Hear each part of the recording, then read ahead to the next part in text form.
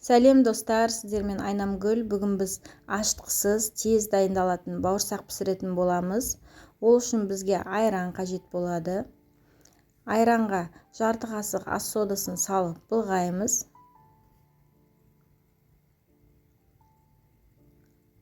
Одан кейін бір жұмыртқа, тұз, секер, сұйық май құйып араластырамыз.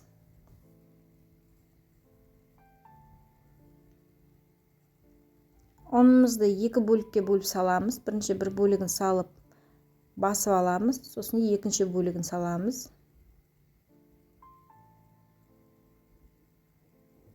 Болғаннан кейін бетін жауып, кішкене демалдырып аламыз. Қамырымызды жайып, бауырсағымызды жасаймыз.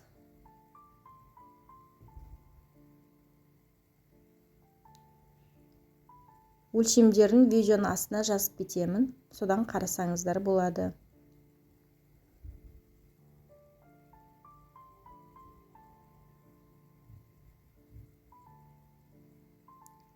Қызып тұрған майға бауырсақтарымызды пісіріп аламыз.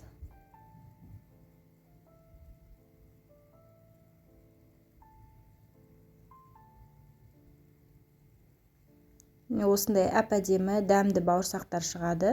Менің каналыма тіркеліп, лайк басып, комментарий қалдыруды ұмытпаңыздар достар.